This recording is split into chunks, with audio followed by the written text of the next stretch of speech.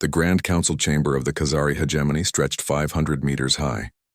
Crystal walls caught and reflected light in 1,000 colors. Every surface hummed with energy.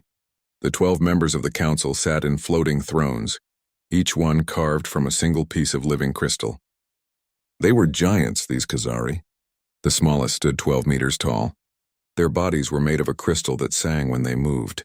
Ambassador Kyle Morrison looked small standing in the center of the chamber. He was just a normal human man, not even 2 meters tall. His gray suit looked dull compared to the rainbow lights dancing around him, but his eyes showed no fear. He had come here with a simple message and he would deliver it. Supreme Regent Vexthor spoke first. His voice sounded like wind chimes mixed with thunder. Why does Earth send only one small human to speak with us? Do you not respect the power of the Khazari hegemony? Kyle cleared his throat. The sound echoed in the massive chamber. Respect is earned through action, Supreme Regent. I am here because one voice speaking truth is worth more than 1,000 speaking lies. The council members laughed. The sound filled the chamber like breaking glass. Beautiful and sharp at the same time. Truth? Another council member leaned forward. This one was called Mordak. His crystal body was deep purple, almost black. The truth is that your species is nothing. You have been among the stars for only 300 years.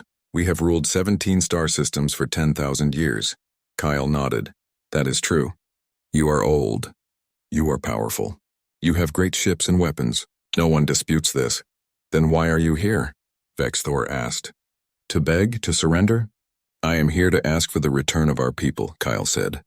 His voice stayed calm and steady. 3 weeks ago, your forces entered the neutral zone. You captured 3 civilian mining ships. The Mercy, the Hope, and the Dawn, 43 humans in total. We want them back. The council laughed again. Vexthor raised one massive crystal hand. Those ships entered our territory. They were mining our asteroids. They are thieves. They were in the neutral zone, Kyle said. The territory that belongs to no one according to the Treaty of Rigel, a treaty your government signed. Treaties change when power changes, Mordak said. We are stronger now. The neutral zone belongs to us. Kyle reached into his jacket pocket. Several guards moved closer, their weapons humming with energy, but Kyle only pulled out a small datapad. I have here the names of every human on those ships. Amy Watson, captain of the Mercy. She has 2 daughters waiting for her at home. They are 12 and 14 years old. Carl Hughes, engineer on the Hope. His wife is pregnant with their first child. Should I continue? Names mean nothing, Vexthor said. They are criminals. They will be executed as an example to others who would steal from us. Kyle put the datapad away. Every species we have met has told us stories. The Altarians told us how you conquered them, but they also warned us. They said to never fight humans. The Procyon Commonwealth told us the same thing. Even the ancient builders before they disappeared left the same message. Don't fight humans. Stories to frighten children, Mordak said. The Altarians were weak. They had no spine. The Procyon surrendered without honor. As for the builders, they are gone. They have been gone for 1,000 years. Perhaps they met us and ran away in fear. Or perhaps they met humans and learned something, Kyle said. The whole council laughed at this. The sound was so loud that Kyle had to cover his ears. You think the builders ran from you? Vexthor stood up from his throne. At his full height, he was 15 meters tall. Your entire species could fit in this one chamber. Your ships are made of metal and plastic, primitive materials. Our smallest fighter could destroy your largest battleship. We don't have battleships, Kyle said simply. Exactly, Mordak pointed at Kyle. You don't even have proper warships. You fly around in cargo haulers and mining vessels. You are merchants and diggers in the dirt. Nothing more. Kyle looked around the chamber. He studied each council member carefully. You're right. We don't build battleships. We don't have massive fleets of warships. We have cargo ships. We have science vessels. We have mining ships, and you took 3 of them. And we will take more if we choose, Vexthor said. What will you do? Throw rocks at us? Send strongly worded letters? No, Kyle said.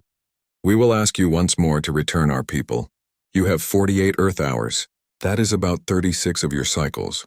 Or what? Vexthor moved closer. His massive crystal form towered over Kyle. What will the little humans do? Kyle looked up at the giant regent. Have you ever wondered why every species says the same thing? Don't fight humans. Have you ever wondered why we survived when so many others didn't? Have you ever wondered why we don't build warships? Because you are weak, Mordak said. Because we don't need them, Kyle corrected. A warship can destroy another warship. A bigger warship can destroy a planet. But what can destroy a star? The chamber went quiet. For the first time, the council members looked uncertain. Kyle continued. You judge strength by the size of your weapons. We judge strength by understanding. You look at the universe and see things to conquer. We look at the universe and see things to learn. You speak in riddles, Vexthor said, but his voice was less certain now. Then let me speak plainly, Kyle said. Return our people within 48 hours. All of them unharmed. Pull your forces back from the neutral zone. Honor the treaty you signed. We will not be threatened by insects, Mordak said. But he didn't laugh this time. Kyle walked toward the chamber exit. At the door he stopped and turned back. I'm not threatening you. I'm giving you a choice. Every species gets one chance to choose. The Altarians chose wrong at first, but they learned. The Procyon chose right and prospered. The Builders, well, nobody knows what choice they made, but they're gone now. You dare compare yourselves to the Builders? Vexthor's voice shook the chamber. No, Kyle said. The Builders left behind ruins and mysteries. If you choose wrong, you won't even leave that much. He walked through the door before anyone could respond. Behind him, the council chamber erupted in angry voices. But one voice belonging to the youngest council member asked a question that the others didn't want to hear. What if he's not lying? What if the humans really can destroy stars? Vexthor struck his throne with one massive fist. Prepare the execution. We will broadcast it across the galaxy. Everyone will see what happens to those who challenge the Khazari hegemony. And double our fleet presence in all systems. If the humans want a war, we will give them one. But in the back of his mind, Vexthor remembered something. Last month, human science vessels had been spotted near several of their stars. They had been taking measurements, scanning, studying. The Khazari had laughed at them. What could they learn from looking at stars that the Khazari didn't already know? Now, for the first time in his long life, Vexthor felt something cold in his crystal heart. It might have been doubt. It might have been fear. The execution would proceed as planned. The humans would learn their place. They had to. Because if they didn't, if they really could do what Kyle Morrison had hinted at, no, it was impossible. Stars were eternal. They burned for billions of years. No species could control them. No species could destroy them. But as Vexthor looked up through the crystal ceiling at their sun burning bright in the sky, he couldn't shake the feeling that it looked different somehow.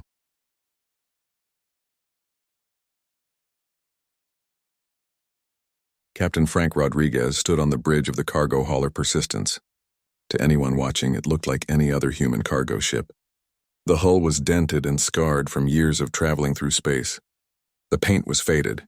One of the engine pods made a slight rattling sound that Frank had never bothered to fix. It helped sell the image of a worn-out cargo hauler barely making ends meet.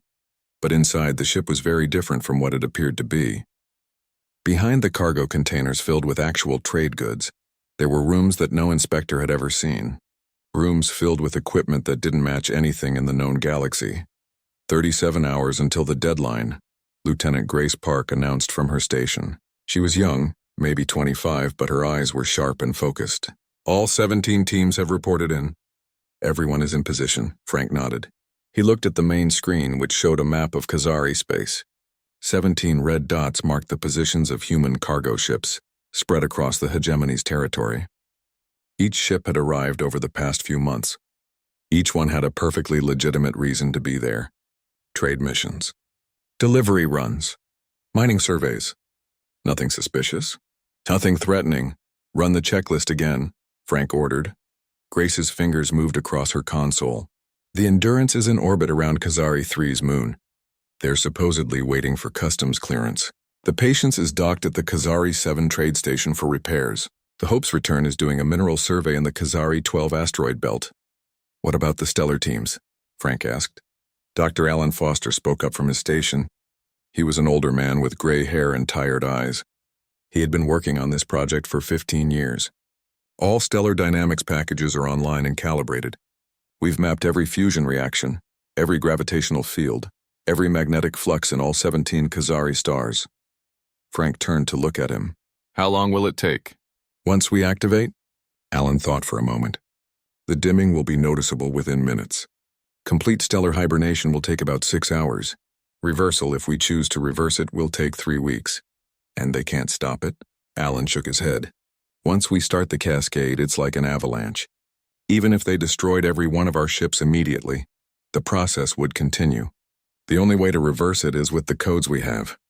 Frank walked to the viewport and looked out at the stars. Somewhere out there, Amy Watson and the other captured miners were waiting to be executed. He had met Amy once, years ago.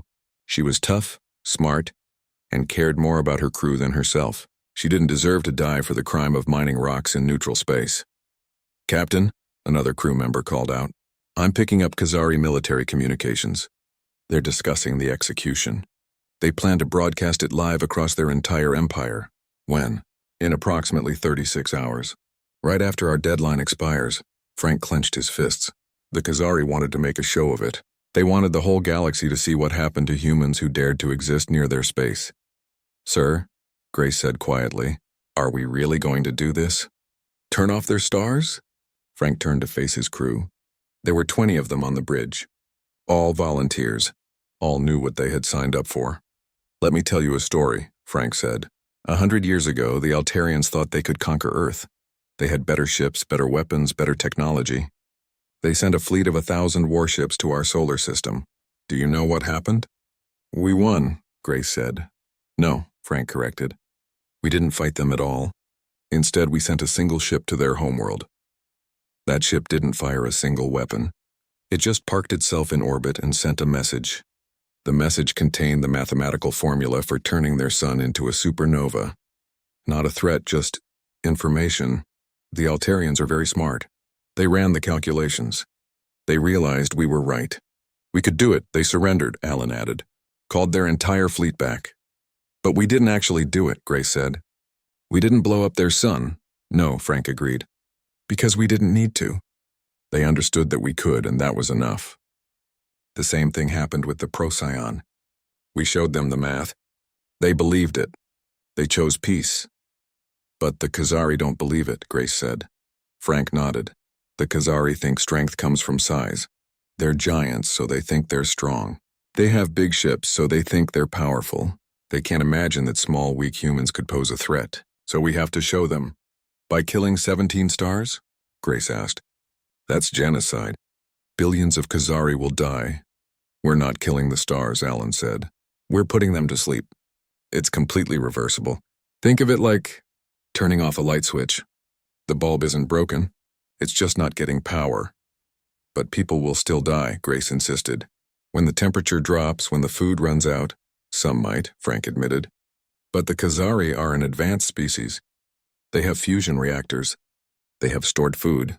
They can survive without their stars for weeks, maybe months. Long enough for them to understand. Long enough for them to make the right choice." He walked back to his captain's chair and sat down. "I don't like it either, Grace. I wish there was another way. But they have our people. They're going to execute them to make a point. We have to make a bigger point." "What if they don't surrender?" Grace asked. "What if they're too proud?" "Then they'll die in the dark," Frank said simply. "And the galaxy will know that humans offered them mercy and they refused it." The bridge was quiet for a long moment. Then Alan spoke up. "Captain, I'm detecting unusual activity from Khazari Fleet Command. They're mobilizing additional ships to all their core systems." "They're scared," Frank said. "Good. Maybe fear will make them smart. Or it might make them desperate," Grace warned. Frank shrugged. "Desperate enemies make mistakes. Besides, what are they going to do? Shoot at cargo ships? Even if they destroy us all, it won't stop what's coming." He opened a channel to the other human ships. "All vessels, this is Persistence Actual. Continue to maintain cover. Go about your normal business. In 36 hours, we change the galaxy forever." One by one, the other captains acknowledged. They were all volunteers, all trained for this moment. Some were former military. Some were scientists. Some were just regular people who understood that sometimes you had to stand up to bullies. "Alan," Frank said, "double-check all the calculations. I want to be absolutely certain we can reverse this." "I've checked them 100 times," Alan said. "The math is perfect. We can bring their stars back whenever we want." "Let's hope we get the chance," Frank muttered. On his personal display, he pulled up the pictures of the captured miners. 43 faces looked back at him. Men and women who just wanted to make a living. They had families, friends, dreams, and in 36 hours they would die unless humanity did something unprecedented. "Captain," Grace said, "what if other species intervene? What if they try to stop us?" Frank laughed, but there was no humor in it. "Who would stop us? The Altarians? They know better. The Procyon? They're our allies now. The others? They're all watching to see what happens when someone ignores the warning. Don't fight humans. We're about to become the monsters of the galaxy," Grace said quietly. "No," Frank disagreed. "We're about to become the teachers. And the lesson is simple. Leave humans alone and your stars will keep burning. Hurt humans and live in darkness." He stood up and walked to the viewport again. The Khazari sun burned bright in the distance. It was a beautiful star, yellow-white, stable. It had given life to this system for billions of years.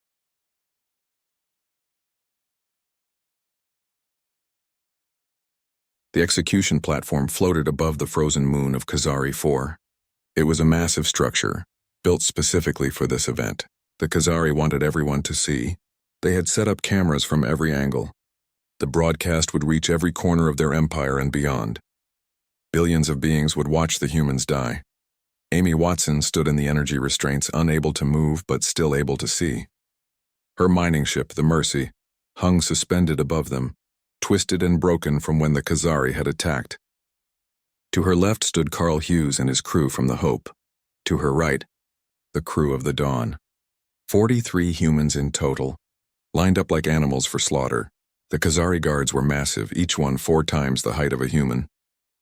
Their crystal bodies caught the light from the system's sun, creating rainbow patterns on the platform. They didn't speak to the prisoners. To them, humans were less than insects. Amy tested the energy restraints again, nothing. She couldn't move a finger. But her mind was still free and she used it to observe everything.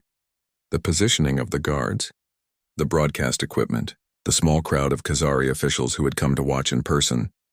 "You okay, Amy?" Carl's voice was barely a whisper, but she could hear him. "Been better," she replied. "How's your crew?" Scared, but holding together. Amy wanted to tell him it would be okay, but she couldn't lie. Not now.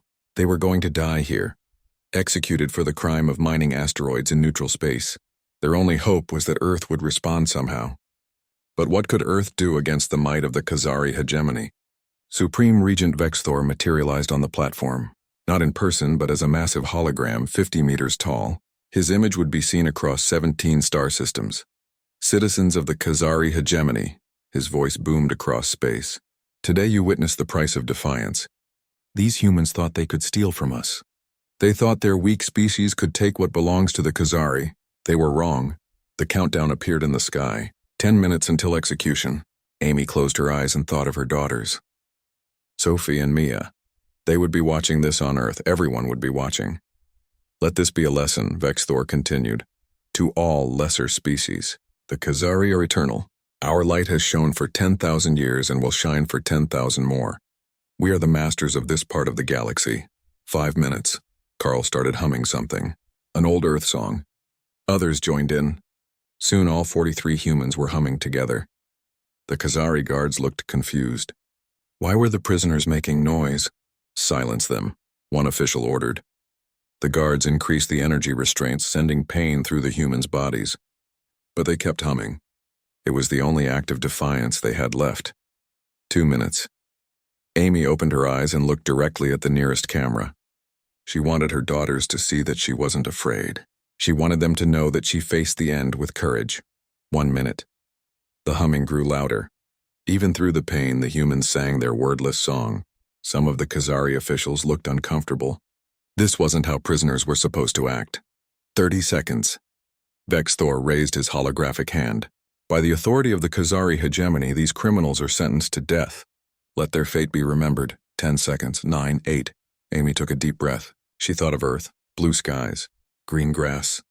The sound of her daughters laughing. 7, 6, 5. Then the sun went out. Not slowly.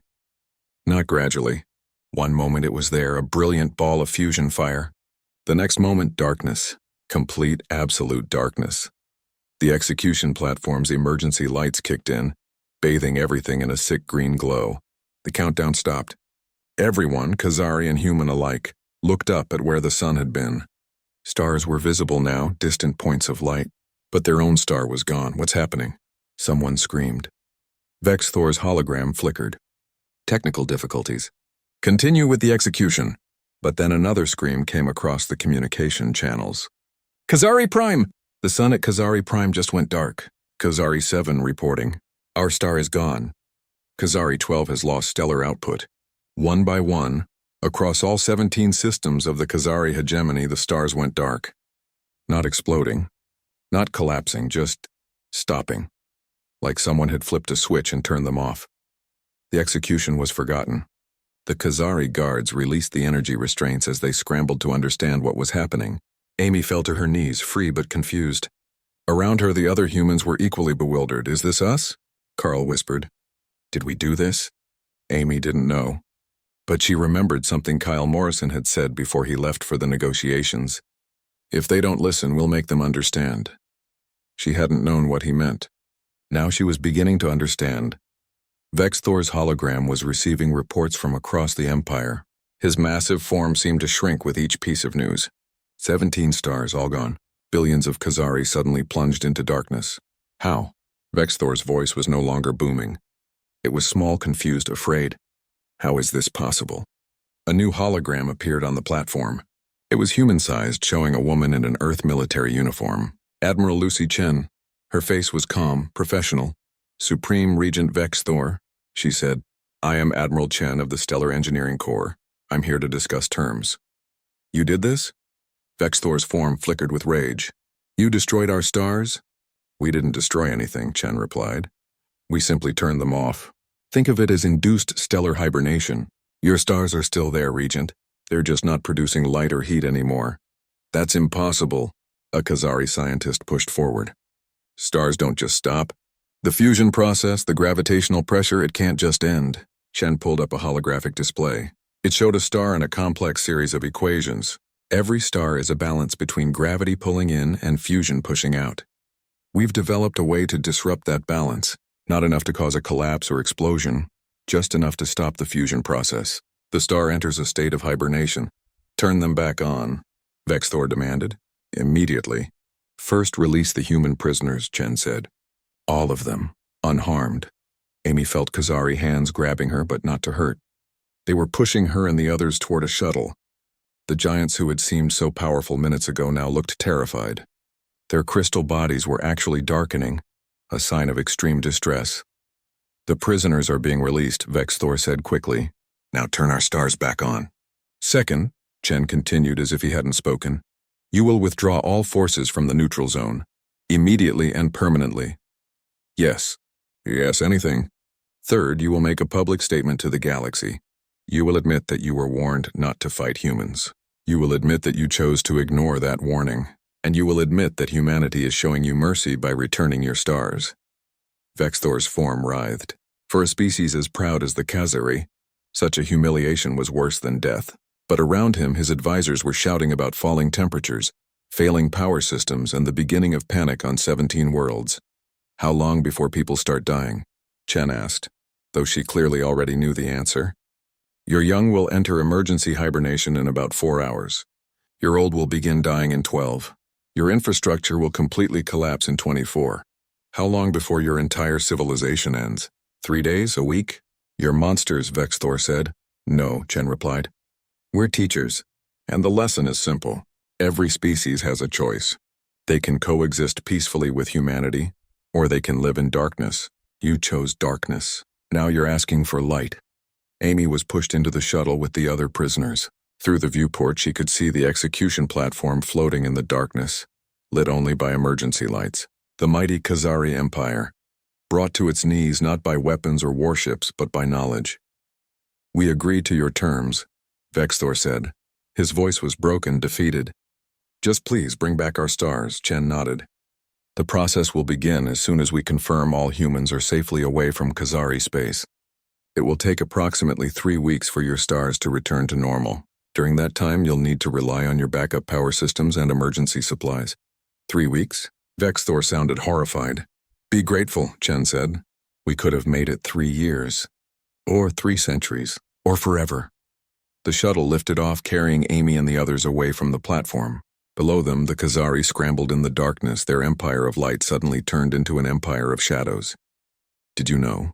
Carl asked Amy. "Did you know Earth could do this?" Amy shook her head. She looked out at the darkness where a sun should be. "I don't think anyone knew. Not even the other humans. What kind of people can turn off stars?" Someone whispered. Amy didn't answer. She was thinking of her daughters, of Earth, of going home. But she was also thinking about what this meant. Humanity had just demonstrated a power that no species in the known galaxy possessed. They had reached into the heavens and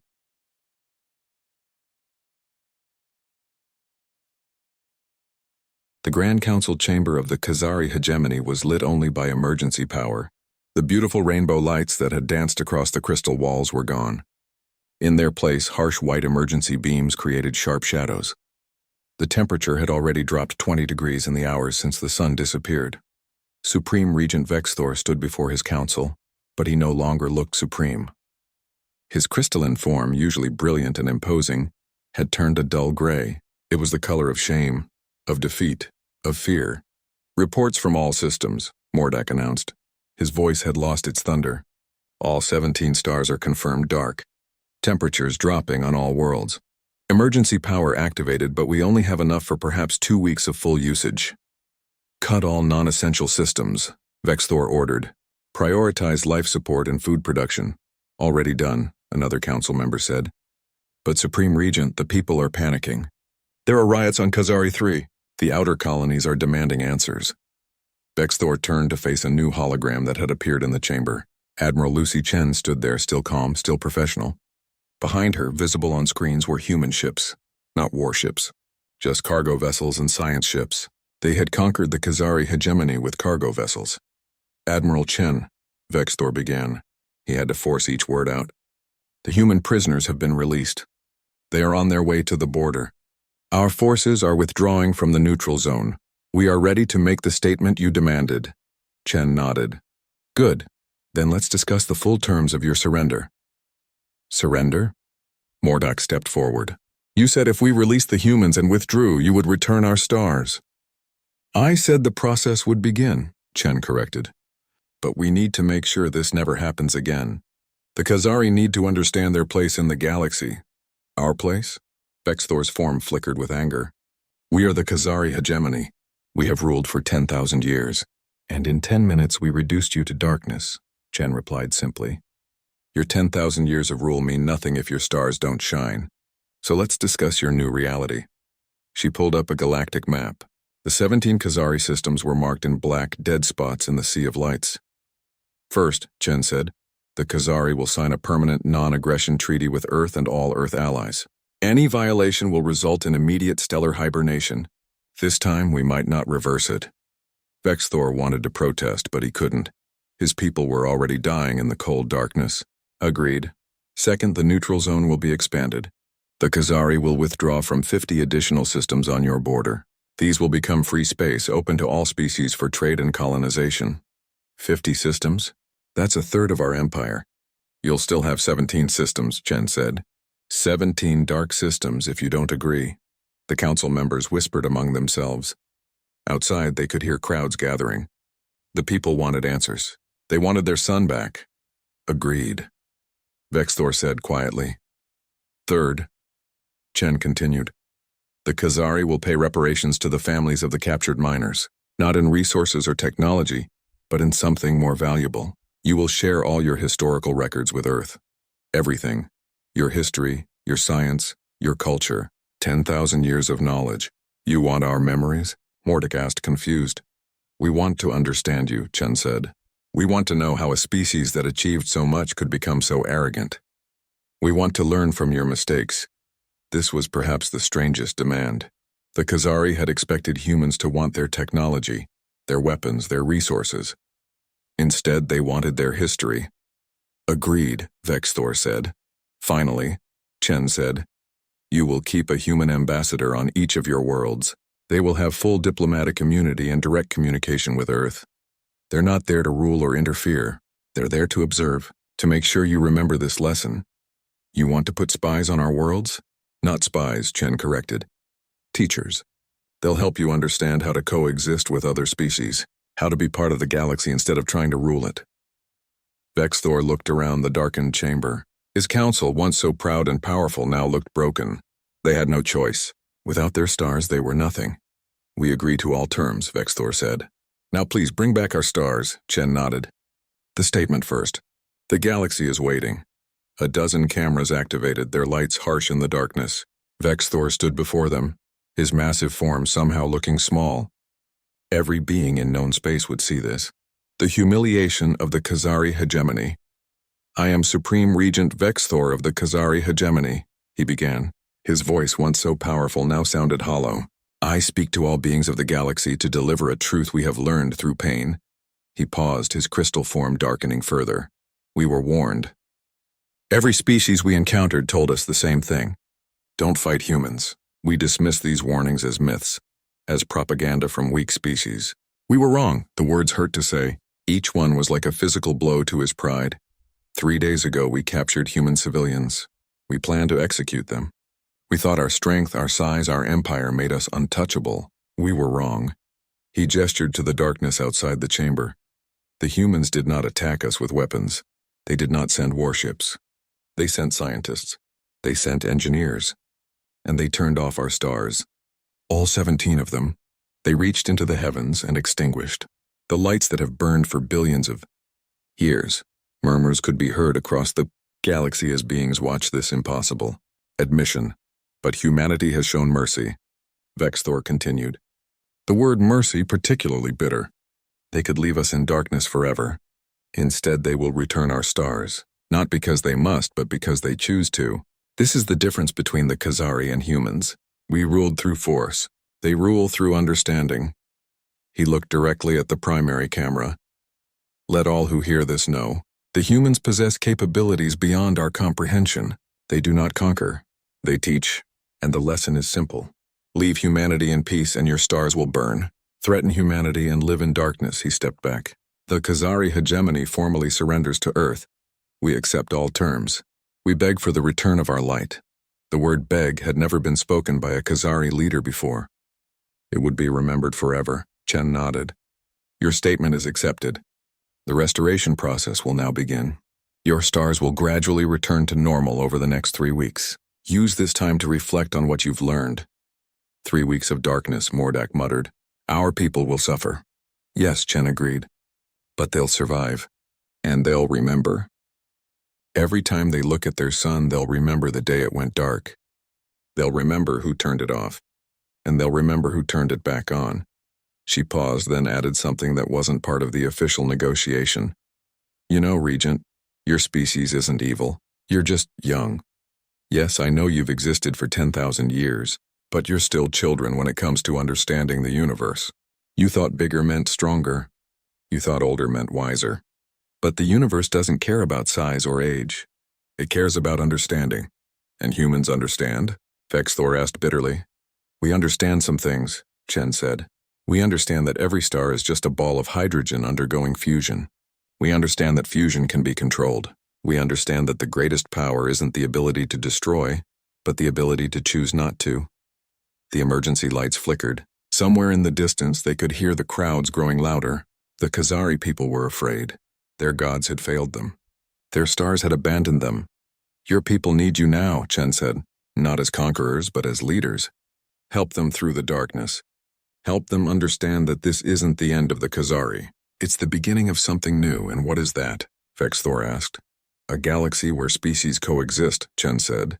Where trade replaces war. Where knowledge is shared instead of hoarded. Where no one species rules over others. And if someone tries? Mordak asked. If another empire rises? Chen smiled, though it wasn't a happy smile. Then they'll learn what you learned. The humans are watching. And we know how to turn off the lights. The hologram faded. The Khazari were left alone in their darkened chamber, in their darkened empire. Outside, 17 worlds spun in darkness, waiting for their stars to return. And across the galaxy,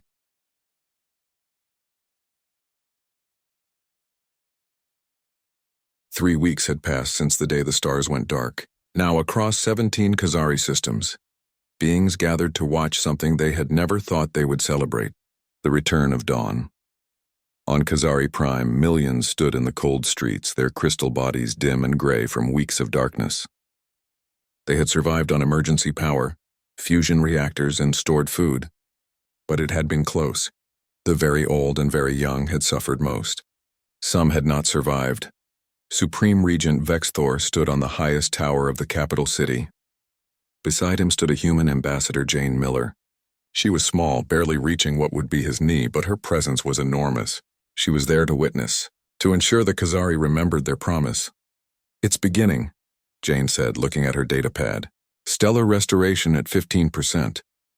In the sky, where only darkness and distant stars had been visible for 3 weeks, something changed. A faint glow appeared. Not much, just the barest hint of light. But to the Kazari it was everything. Sounds of joy echoed through the streets. Some Kazari were singing, their crystal bodies humming with harmonics that hadn't been heard in weeks. Others simply stood in silence, watching their son slowly return to life. "Your people did this," Vexthor said to Jane. He didn't sound angry anymore, just tired. "You reached into the heavens and controlled the very stars." "We did," Jane agreed. "But more importantly, we chose to bring them back." Over the next hours, the light grew stronger. The temperature began to rise. Ice that had formed on the crystal buildings started to melt. Plants that had gone dormant began to show signs of life. "Tell me," Vexthor said, "how long have humans had this power?" Jane thought for a moment. "The research started about 50 years ago, but we've only been able to actually do it for maybe 20 years. 20 years, Vexthor repeated. "You've been able to destroy entire civilizations for 20 years and you never used it until now?" "We never needed to," Jane said. "Most species listen to warnings. The Altarians learned after one demonstration with math. The Procyon never even challenged us. Others heard the stories and decided it wasn't worth the risk. But we didn't listen," Vexthor said. "No, you didn't. You thought the warnings were just stories. You thought your size and age made you superior. You had to learn the hard way." The sun was now bright enough to cast shadows. Weak shadows, but shadows nonetheless. The Kazari who had been gray for weeks were beginning to show hints of their natural colors. "What stops you?" Vexthor asked suddenly. "What stops humanity from conquering the galaxy? You could turn off every star, hold every species hostage, rule everything." Jane was quiet for a moment, watching the growing dawn. "Do you know what humans did when we first developed nuclear weapons?" "You used them in war," Vexthor said. "We studied your history, yes, once. And then we spent the next 100 years terrified of what we had created. We built systems to prevent their use. We created treaties, inspections, safeguards. We learned that just because you can destroy something doesn't mean you should."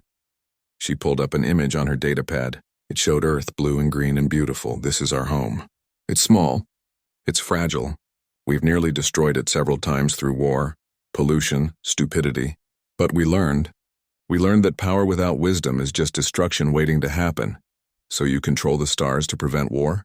"We control the stars to prevent extinction," Jane corrected. "Ours and everyone else's. The galaxy is full of species that think like you did. Bigger is better. Older is wiser. Might makes right. If we let that thinking dominate, eventually someone will destroy everything." The sun was now at perhaps 50% strength. The emergency lights in the city were shutting off as solar panels began to function again. The crisis was ending, but the memory would last forever. "You know what the really funny thing is?" Jane said. "We don't even have a proper military fleet. Those cargo ships that delivered the stellar hibernation devices, they really are just cargo ships. Modified, yes, but still basically haulers and freighters." "You conquered the Kazari hegemony with cargo ships," Vexthor said, and for the first time in weeks there was something like humor in his voice. "We didn't conquer you," Jane corrected. "We taught you. There's a difference." A communication came through Jane's datapad. She read it and smiled. "Good news. Amy Watson and the other miners have reached Earth safely. They're being reunited with their families. 43 humans," Vexthor said. "We nearly destroyed our entire civilization over 43 humans." "Every human matters," Jane said. "That's something else you need to learn. You think in terms of billions of statistics. We think in terms of individuals. Amy Watson has 2 daughters. Carl Hughes was about to become a father. Every one of those 43 people had family, friends, dreams. That's why we did this." The sun continued to brighten. It would take another week to reach full strength, but the worst was over. The Khazari would survive. They would rebuild, but they would never be the same. What now? Vexthor asked. Your species has shown the galaxy that you can control stars. Everyone will fear you. Good, Jane said simply. Fear keeps the peace better than any treaty. But we don't want to be feared forever. We want to be understood. Understood? The universe is vast and dangerous, Jane explained. There are things out there worse than wars between species. Gamma-ray bursts that can sterilize whole sectors, rogue black holes that can devour systems, diseases that can jump between species. We need to work together to survive. All of us. And humanity will lead? Jane shook her head. Humanity will watch. We'll intervene if someone tries to destroy others. We'll help if someone asks, but we won't rule.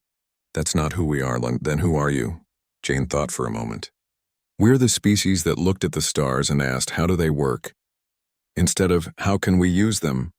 And we're the species that learned to turn them off and on, and then decided not to unless we had to. We're the species that would rather be gardeners than conquerors. The sun was now at 70%. Children were being allowed outside for the first time in weeks. Their crystal bodies caught the light and threw rainbows everywhere. It was beautiful. You know, Vexthor said. In our oldest stories, there are legends of beings who could control the heavens. We called them gods. We're not gods, Jane said firmly. We're just humans. Small, fragile, short-lived humans who happen to understand stellar mechanics. Perhaps that's what gods always were, Vexthor suggested. Beings who understood things others didn't. A message came through the communication system. It was from the other Khazari worlds.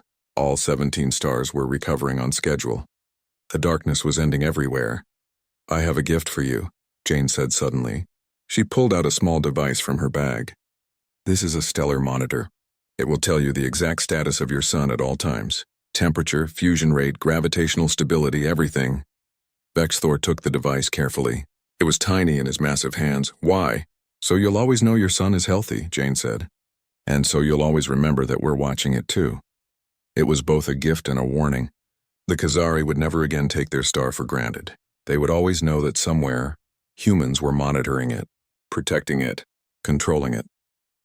The sun reached 100% as the day ended. For the first time in 3 weeks, the Khazari experienced a natural sunset. Many of them cried, something Khazari rarely did. They had lost their empire, their pride, their sense of superiority. But they had gained something else. What did we gain? Vexthor asked Jane as they watched the sunset together. Perspective, Jane answered. You learned that strength isn't about size or age or the number of ships you have. It's about understanding. You learned that mercy is more powerful than victory, and you learned that humans, small as we are worth respecting. As the sun set, the stars came out, but now the Khazari looked at them differently. Each point of light was no longer just a star. It was a potential threat, a possible ally, a reminder of how small they really were in the vast universe. Don't fight humans, Vexthor said quietly. Now I understand why everyone says it. Do you? Jane asked. Yes, it's not because humans will destroy you. It's because humans will show you how unnecessary you are. They'll turn off your sun and make you realize that your entire civilization exists only because they allow it. That's worse than destruction. That's humiliation. It's education, Jane corrected. And now you can help educate others. In the years that followed, the Khazari became different. They still had their 17 systems, but they no longer tried to expand. They became traders, scholars, artists. They shared their 10,000 years of history with humanity and learned human history in return. And always, they watched their sun. The stellar monitor Jane had given them became a sacred artifact displayed in the Grand Council chamber. A reminder of the day the humans turned off their sun, and more importantly, the day they turned it back on. The galaxy had learned its lesson. Don't fight humans, not because they'll defeat you,